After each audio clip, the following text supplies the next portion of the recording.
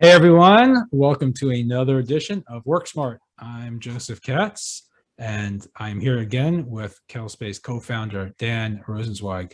How are you today, Dan? Fantastic. How you doing? I am doing great. So this past week, USA Today had an article about commuting and companies going back to work and employees not being so happy about having to go back to work. There was a stat that they shared, which stated that back when pandemic started or somewhere in the middle, 84% of people said that commuting was the biggest, not commuting was their biggest benefit of working outside the office. And that almost 60% said they would look for a new job if they couldn't continue to work remote for some or all the time.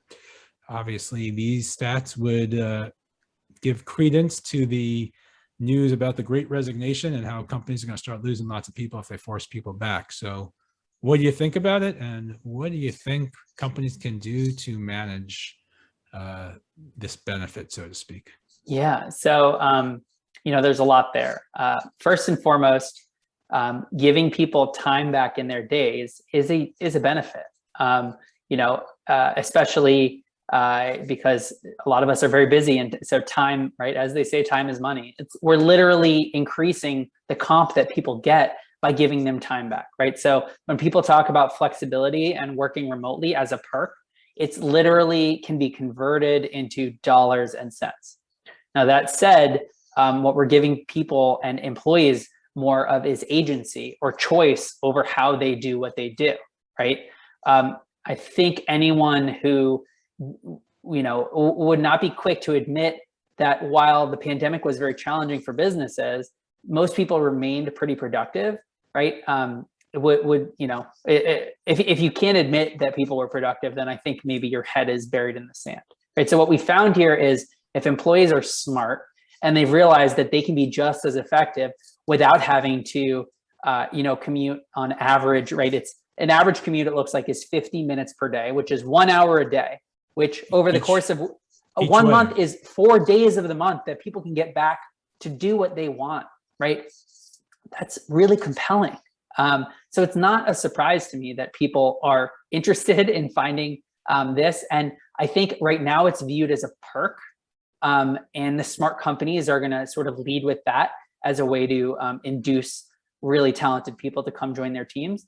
And in the future, it's just going to be a baseline understanding, right? Because companies and people are smart enough to realize that they don't need to be in the office 5 days a week for most roles in order to be effective at their jobs.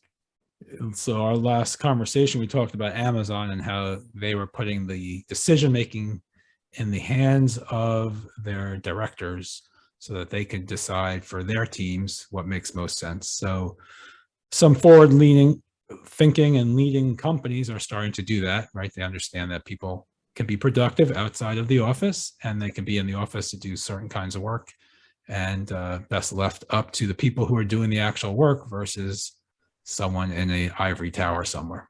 I agree. It's unfortunately, comp for every role isn't the same. The skill set for every role isn't the same. So why would the expectation that the environment for every role would be the same?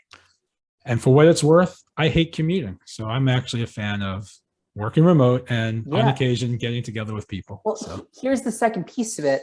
$758 million a day is spent on commuting, right? That's coming out of my pocket, right? Most people's companies don't cover the cost of their commute.